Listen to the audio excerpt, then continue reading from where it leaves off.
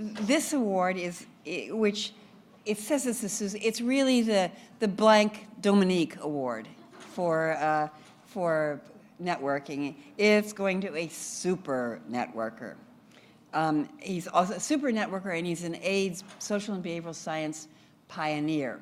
Also got to remember that he came not out of the AIDS world to begin with. So there's options for everybody, as I keep saying. But he is a super networker. You can see just by the number of names on his publication citations.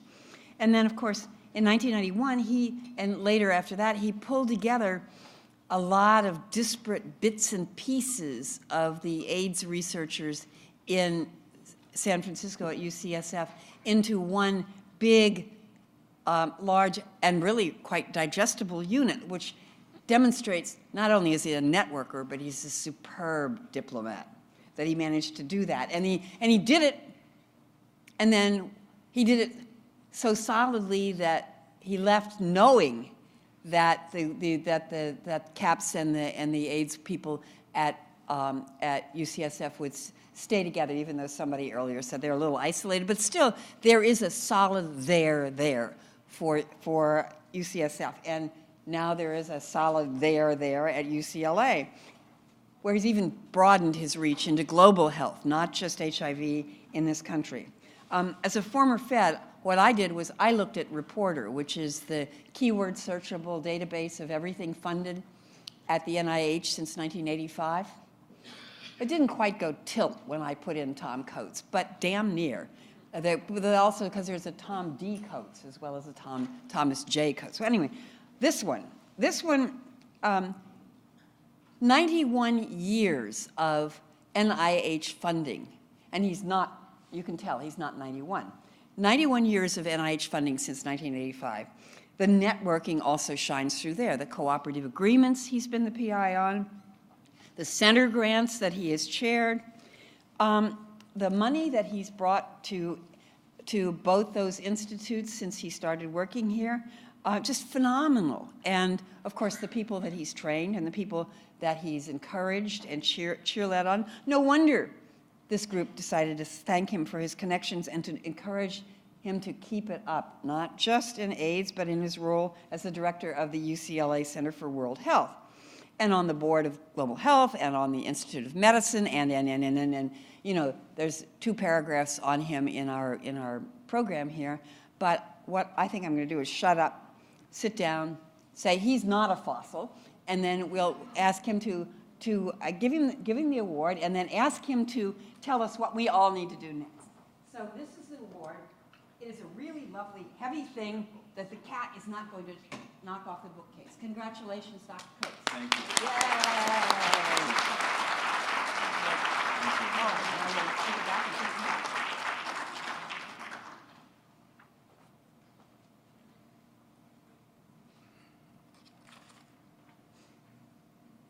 Thank you very much, Susan, and thank you to SBSRN for this incredible honor. I'm really, really, really deeply touched, and it means so much to me. I worked with many of you over the years. Judy Auerbach, first time I testified before Congress, she prepared me. I will always thank you, Judy, for your effort, but also for your long-term commitment to HIV/AIDS. My colleagues and friends from CAPS, Susan Kegelis, who's now co-director, and Mallory Johnson and Margarita Lightfoot, we had such a wonderful adventure together being here in San Francisco. I have to say, I'm touched and I'm delighted. The other thing is, I'm also horrified or in deep anxiety. What am I going to tell you, the experts, about HIV? You are the experts. What am I going to tell you? I was anguishing, up at night, pacing the floor, wondering, what am I going to tell you that you haven't already heard? And then, stroke of luck, I got an email. Barack emailed me. Now, you know, I kind of tell him, you got to back off. You know, you got to rely on some other advisors. But no, he calls and he writes and he emails. But the email was, what's next? Now, that can take on a lot of significance, we could say, well, what's next in the world? Or what's next in the United States? Or what's next with HIV? Or what's next in our personal lives? I had the good fortune of getting my dream job here at UCSF in 1982, and we all know what that year means. I then had the good fortune, after 21 years here, to move to the southern branch of the University of California in the global south of the state, and to become a professor of medicine at UCLA. Now, there's a distinct difference between the two institutions. This is how our medical students learn. They go to the beach, they jump around, they talk about medicine, and everybody has a great time. One of the real advantages of going to UCLA is that one of the benefits we get is an annual facelift. So if you're looking for great perks, UCLA is the place to do it. We've got to fit in. You know, you've got to relate to the population. You've got to be part of the culture. And this is the culture that we live in. No, these are our students on the beach in Mozambique. The other nice thing about UCLA is its diversity. I got to meet Barbie. And, you know, our children's hospital is named after Mattel. So Mattel is in El Segundo down near LAX. We have a project now funded by Mattel that helps build capacity in pediatric care in China with a group called the Beijing Children's Hospital Group. So we had this group come over, we met at UCLA, we met at Mattel, and the highlight of the trip was meeting Barbie, but also going through the Barbie workshop. It's a huge room, and all of these people, all these guys, all these gay guys, are working on new models of Barbie. And so anyway, that's been the highlight of my visit. Also, it's ironic that our hospital is named the Ronald Reagan UCLA Medical Center. And it's ironic that he was president at the time that HIV was described. It's also ironic that the first 5 cases were described in Los Angeles by Michael Gottlieb in the MMWR of June 3rd, 1981. And at the same time, our School of Medicine is the only school of medicine in the world named after a gay man. Except my colleagues at Johns Hopkins tell me he never married. You know what that means. So it is the David Geffen School of Medicine. Here's Ronald Reagan, the person after whom our hospital is named. I got this off of his Grindr profile. There he is there. I show you this. There are sort of 2 lessons here. And I think it's a really important lesson to keep in mind in the current political environment. The first is, whatever is happening now, we went through before. Willow remembers those years. There was a small delegation of us that went to visit Ellen Stover, who had been demoted to administrative assistant during the Reagan administration, and when they forbade social and behavioral science and studies of human sexuality.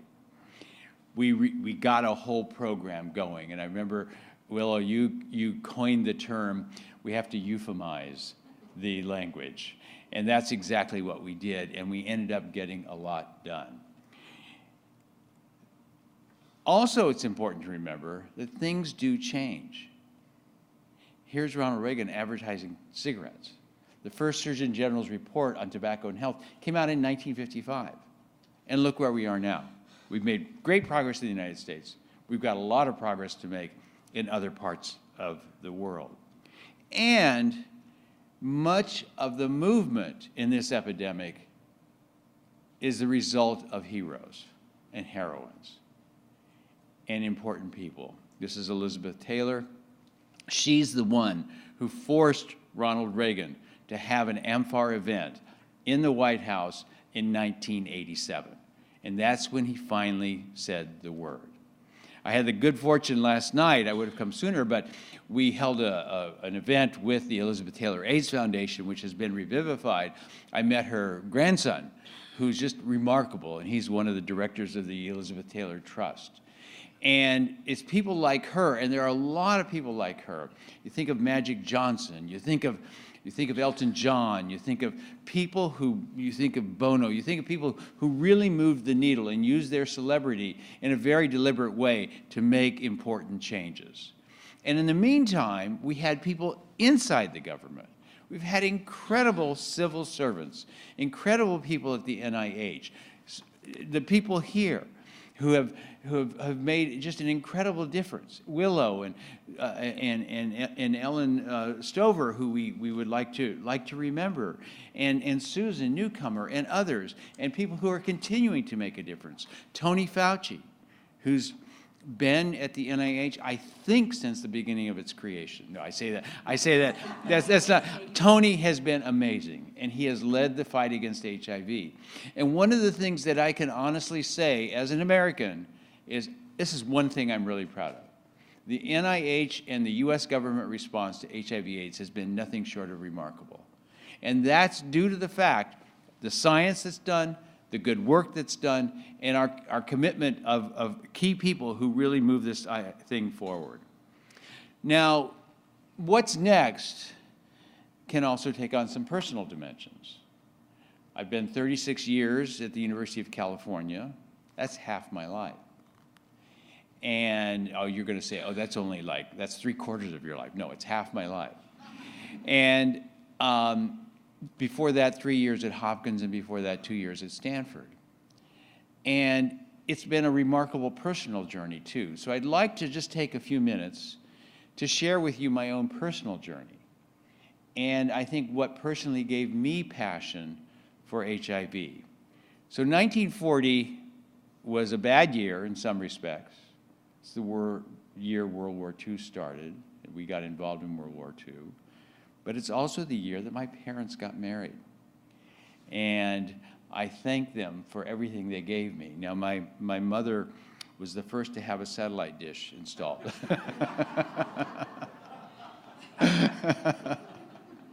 She explains that hat as saying she wanted something very modern. But you notice she's not wearing a wedding dress. Well, that's because they thought my father was going to get drafted and go to war, and they got married very quickly. He ended up not being able to go to war. And fortunately, what they did is they moved west. They moved to Phoenix when there were 40,000 people there. And I'm so glad they did, because it really sort of gave them space to breathe and think. 1945 was a great year. It was the end of World War II. It ended in a very sad way with the atom bombs in Japan. The United Nations was started here in San Francisco, and I was born. So that made it a great year. Now, there I am as a young child, next to my brother. We were living in Phoenix, Arizona. I'm here for a family event as well as this event. My grandnephew, so my niece's son, is having his bar mitzvah tomorrow, Saturday. And we were raised very devout Roman Catholics. My brother, his father, very devout Roman Catholic. And my niece, his daughter, married a Jewish man, and they decided to raise their children in the Jewish tradition. So when my grandniece 2 years ago had her bat mitzvah, my brother came up to me and he said, you know, he's 74, a golfer, voted for Reagan. In fact, at the dinner party that he revealed that he voted for Reagan, my mother put her head in her hands and said, oh my God, where did I go wrong? So he came up to me and he said, I'm just not sure what's next in life. I said, what do you mean? He said, well, on New Year's Eve, I was best man at my gay brother's wedding. And now at my granddaughter's bat mitzvah. I just don't know what's next. Life is very surprising. I said, you're a man of the 21st century. Congratulations. 1953. Now, this is part of the history I remember.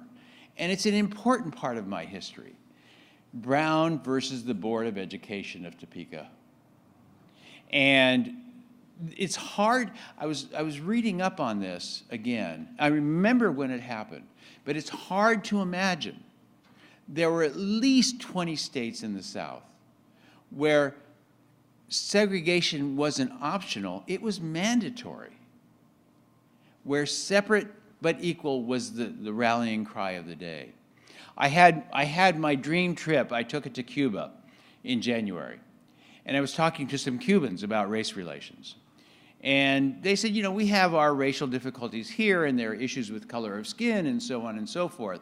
But he said, what we never had was written into our Constitution racial discrimination, racial inequality. He said, that is remarkable. And not only was it written into our Constitution, it was written into our state laws. We also had written into our state laws discrimination based on sexual orientation. We also, in the Constitution, had discrimination based on gender. And I think those three items, and also discrimination based on poverty. And the opposite of poverty is not wealth, the opposite of poverty is justice. And what that means is that the nexus of those four characteristics made the world, our world, an incredibly unequal place. And we tout ourselves as the examples for the world, but we don't. Then in 1957, I officially became homosexual. And yes, I did have the hots for Wally. And I realized then that this was my life and who I was. So I not only realized that, but I realized that I was a mortal sinner in the Catholic religion. I was going to go to hell. That I was a sodomite and therefore a felon, and that I was also mentally ill. And that really shaped my response to who I was and what I was. 1973, we were cured. It was great. They said, oh, no longer. But at the same time, Roe versus Wade was passed. It was passed by the Supreme Court, allowing abortion access. Now, the interesting thing is, while the gay agenda has moved forward, at least in the United States, and it's moving forward in other places, the women's agenda is just tough. And it seems like we take one step forward and two steps back.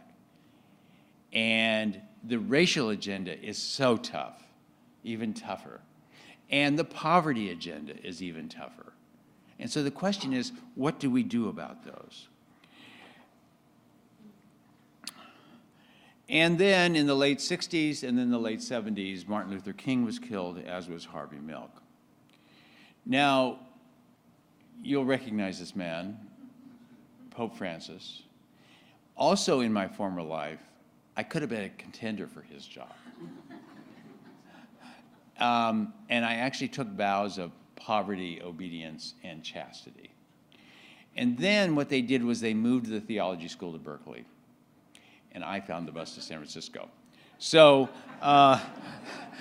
that made me decide that an alternative lifestyle was amazing. So that's me. That's my history. That's where I was. And then I land here in 1982, and here's HIV. And HIV, you think about it.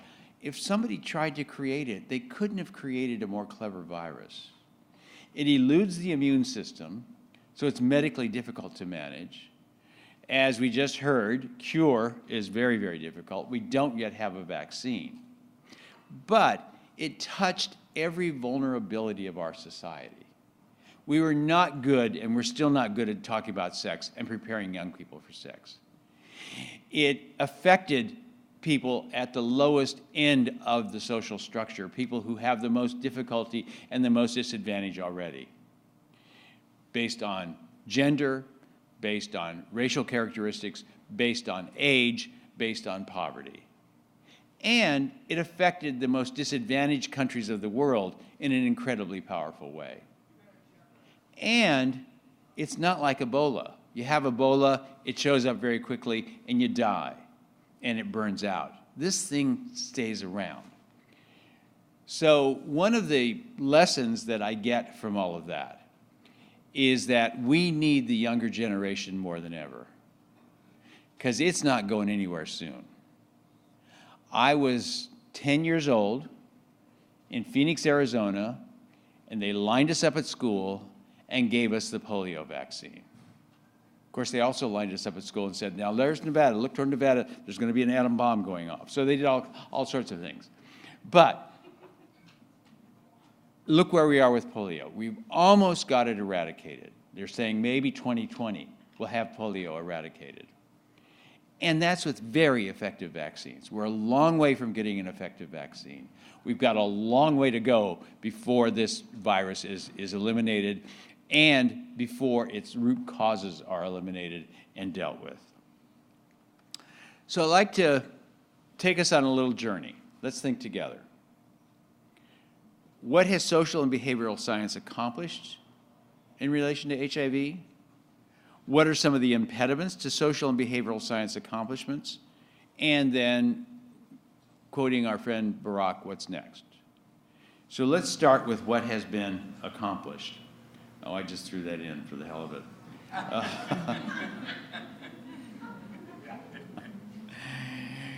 So social and behavioral science, I think one of the main things that it has accomplished, it has pinpointed the fact that HIV people don't get infected by HIV in absence of other conditions.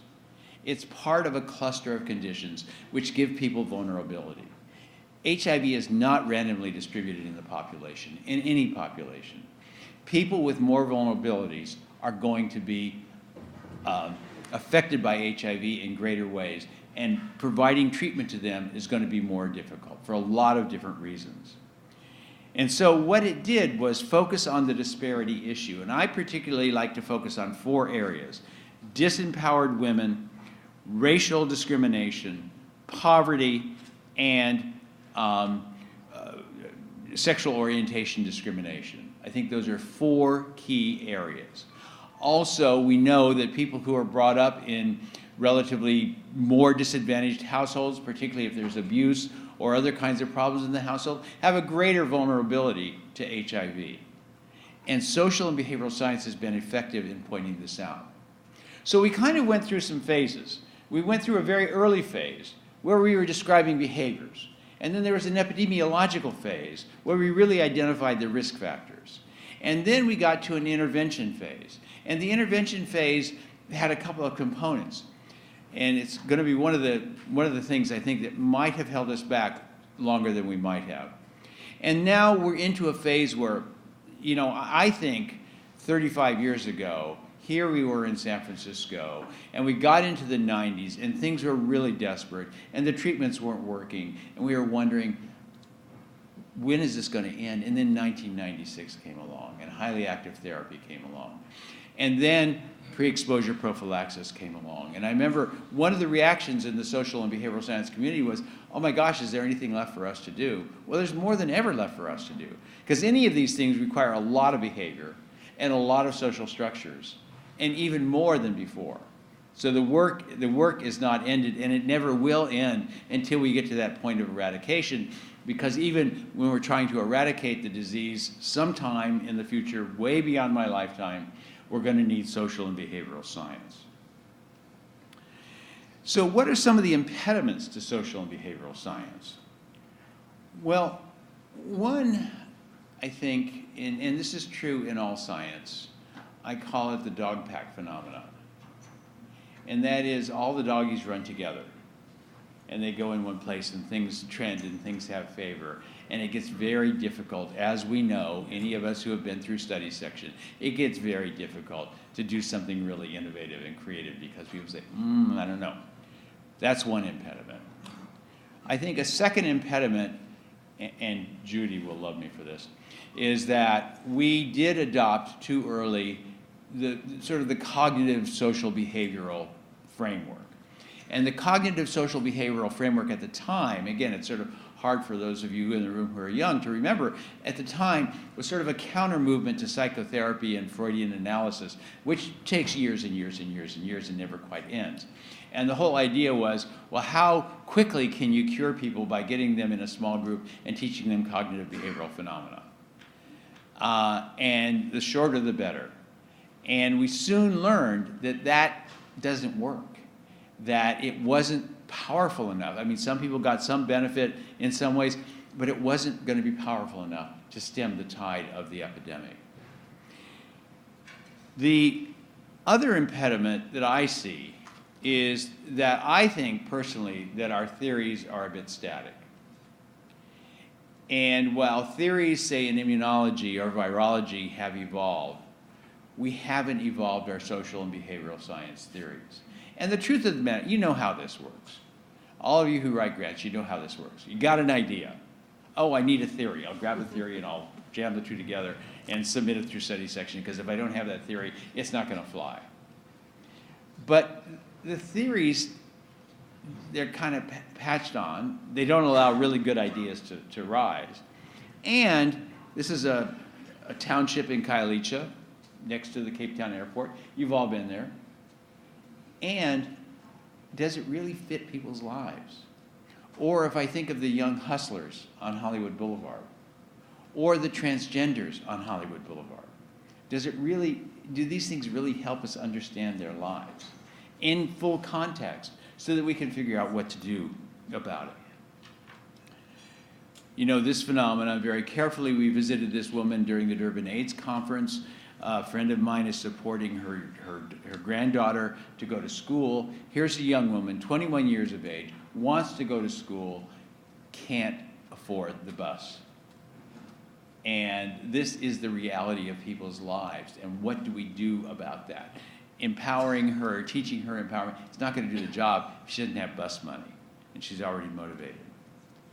This is a picture of part of our project in Malawi. We have extensive PEPFAR funding in Malawi to implement Option B Plus and treatment and so on and so forth. And the Hilton Foundation gave us additional resources to engage in early childhood development training with the HIV-positive mothers. So there's this observation that HIV-negative babies of HIV-positive mothers are developmentally delayed. Could be social, because again, this is not a random sample of the population. These are women who come from disadvantage. Or it could be biological or a combination of both.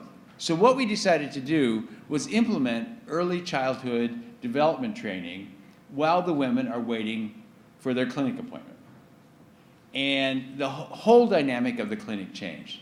So women would show up, they'd have their babies, they'd have to keep the babies quiet or comfortable or play with them or do whatever they had to do, and wait, sit in queue. So what we do instead is we have these exercises, and they put the babies on the blankets, and they play with the babies, and the babies are happy, and the nurses are happy, and the mothers are happy. They all get together, and some of the fathers started coming. So this is an example. If any of you who have PEPFAR funding, God bless PEPFAR. I love PEPFAR. I love what it's doing in the world, but it's so numbers driven that it's divorced from the reality of many people's lives. And I really thank the Hilton Foundation for seeing beyond that and giving us this funding.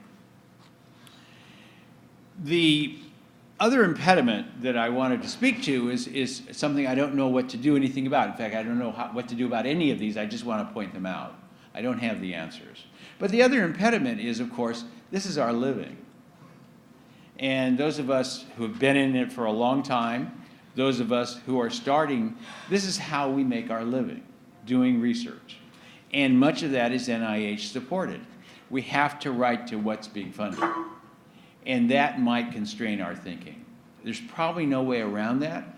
I think things have gotten better where innovation counts more, but I think this impairs our thinking. So then the question is, what's next? What's next for the United States?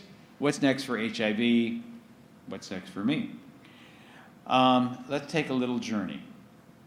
We would like to see the end of AIDS. I don't think we will. I don't expect to see it in my lifetime. What are my thoughts about where we might put our efforts that might yield some differences? One is to continue to unpack disparity. Not only describing it and describing its impacts, but thinking about what to do about it. So I email my doctor. I say, it's time for my lab tests. She emails the lab. I go get my lab tests done. She looks at the results online. I look at the results online.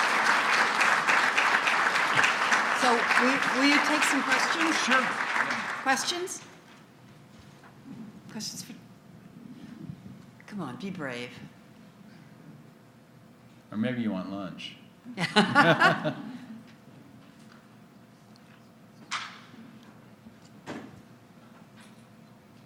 at that.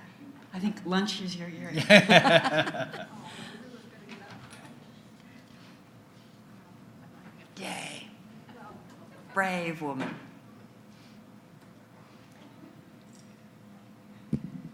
So for those of us who are moving forward and we're working to reduce silos, what are some of the lessons that you've learned in your career working across with translational, basic, biomedical researchers that will then help us to make these human connections that will move us forward? Well, I think a basic lesson is just be courageous. Go seek out the people who have similar interests. I always say go with the energy. You know, somebody, I think in the last panel, somebody said, well, gee, not every scientist who's doing cure research wants social behavioral science. Well, to hell with them. Then go with the ones who do want it, and go with the energy, and that's how you make things happen. So that's one very, very important way. And then I think it really is important to be multicultural here. I think if we want to be part of the broader scientific agenda, we need to learn some of the language. Now, you know, immunology and biology, all that's pretty mystifying. But I know some basic ideas, and to be able to have that conversation. And then I think the third thing is really think hard about what is the contribution I'm going to make. Is it really going to be something that people say, well, we already knew that? Or is it going to be something original and unique? So those are three ideas that right off the top of my head.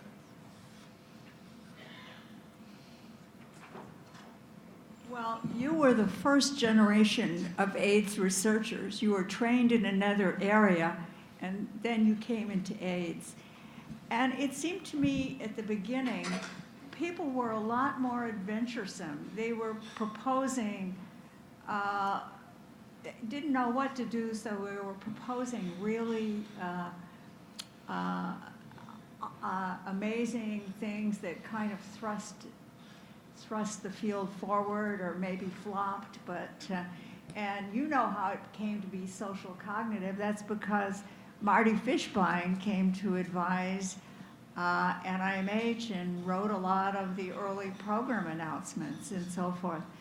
But I think it's what generation is this? Maybe the fourth generation of AIDS research. And it seems to me now the system forces them to play safe and not do off-the-wall things because they won't get through review. And so how do we overcome that so that what next is not just a couple of steps, but it makes the kind of off-the-wall accomplishments that the first generation did. No, I agree, and again, that's why I made the statement. This is our living. You have to get through study section. It's important for your career and your promotion. So you write to what you know they like to do. One suggestion that you made, Willow, in the panel this morning was, do what you said you're going to do, and then do what you want to do. You know, do both. I mean, that really is one way of doing it. The other suggestion I have is, you know, this could be a project of SBSRN to really think hard about this and to promote this within the Office of AIDS Research, to say, how do we break out of the paradigms? And it was a combination of Marty Fishbein and cognitive behavioral, which sounded great at the time, and the clinical trials model. And so you could do individual randomization, and you have these neat little studies, and it's easy to write. They're easy to write about. They're very easy to write about. I think that's one of the reasons I was happy to see the rise of implementation science, because I think it does allow for some more creativity. But I think what we miss in the research arena is some of the really exciting things that people are doing on the ground, and the nimbleness with which they can do it. So I think this is going to require a change of mindset, and a group like this it's a multi-year effort, could take the lead in trying to organize and make that happen, perhaps with the collaboration of the Office of AIDS Research and others. That would be my suggestion.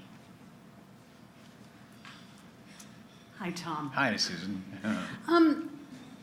It feels these days that everyone is saying that if we can just get PrEP moved into play, everyone's taking PrEP, obviously addressing disparities, get everyone who's positive virally suppressed, and address all the disparities, and between these things, it'll take care of the whole shebang.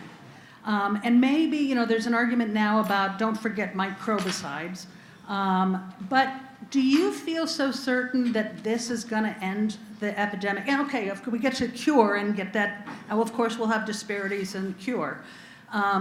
But do you think these are going to just take care of it all? No, not by a long shot. And it will in certain environments, an environment like San Francisco where you have the infrastructure and you can sort of make that happen. Our friends at the Elizabeth Taylor AIDS Foundation are doing this in Mulanje District in southern Malawi, and they'll probably make it happen there too. But it's a small, self-contained area. Thinking that all we need to do is PrEP and all these things, I think there are two problems with that. One is, as Susan mentioned this morning, the best public health is one that gives people a lot of choices. And, we sort of downplay abstinence, we downplay condoms. Well, some people like using those. Some people are willing to do that. Or mutual testing and mutual fidelity. I mean, there are a lot of different ways to get to the objective. So I think we have to be broad in our acceptance of what people want to do and are willing to do. Not that you're going to force it on everybody, but broad in that objective. The other thing is getting everybody on PrEP and getting everybody tested and getting everyone adherent. It's not just, and if they're not adherent, it's not their fault necessarily. I remember there was one of the microbicide studies, the VOICE study, that failed. And people were telling him, oh yeah, I use this all the time, I use this all the time. And then when they got a null result and they went back and did the blood samples, well, they weren't using the microbicides at all.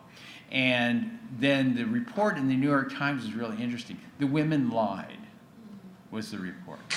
And why do they lie? Well, they got good medical care, and they got family planning care, and they got sexually transmitted disease care, and there are a lot of reasons why you'd want to be in a study like that.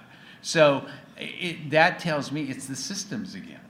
And why should somebody have to walk 10, 25 miles with a baby to a clinic, wait all day, and walk back every month just to get medicine? We could be more clever about it. Yeah.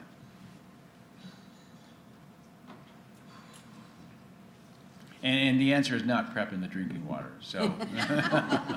Hi, Tom. I just want to start by thanking you for a great presentation today and for your career, your dedication, your inspiration.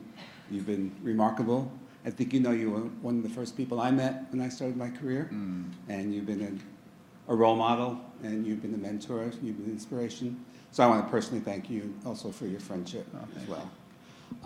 But just to elaborate on questions you've been asked already, you've been very creative, I think, in leveraging maybe different funding streams or different ways of, we can be more innovative with NIH funding, as you've already said, but could you share any insights about how people might think about leveraging other sources of funding, but also even not just on the funding side, just how to do more creative stuff that might then contribute to NIH funding? Well, on the funding side, I think that's where I've really enjoyed being involved, both with foundations and also with community organizations, because you get involved with them and you do have a lot more latitude to think about things. And quite often the foundations, for example, one of the groups we work with in LA is the Charlize Theron Foundation, which is really interested in young women in Africa, in South Africa. And they're doing all sorts of different things to try to make it. It's a whole melange of things. When you go before study section, they say, well, how do you know what's really the effective component? And how do you tease all that apart? Well, that's not what's important. What's important is the end point, that you get to where you need to get. And so I think that's where the social and behavioral science world has probably overly adopted the medical model, where some isolation is important, because what you want to do there is not give people toxic drugs that maybe they don't need, But in social and behavioral science, the dose is probably pretty important. And to say, well, let's just isolate doesn't help. So I think in my case, it's been involvement with community-based organizations as well as foundations. The other thing that really energized me was involvement with policy and getting involved, well, like you are on the New York Commission for Ending the Epidemic. Getting involved in those groups, people are willing to do lots of different things to try to make things happen. So that's one other place where creativity can happen. But then I think also stepping back, and I showed you the pictures of those townships. Those people live a really difficult life and a lot of hardship. And are we really thinking about their life as we try to do something that might help them? And that I sort of think about that. You know, I will admit, I worked with the NIMH and the NIH and have a whole long history of funding from the NIH. That's why when the executive secretaries of the review committees call me and say, will you review, I always say yes. I owe my life to the NIH. I think it's payback time. At the same time, and that's been a really good resource. At the same time, it's nice to also have other sandboxes to play in.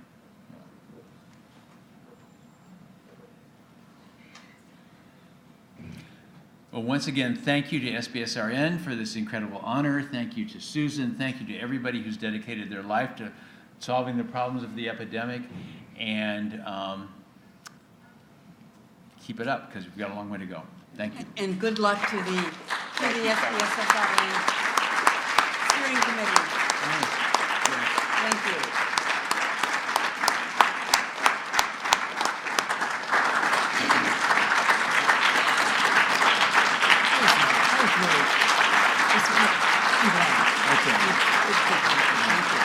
A little different.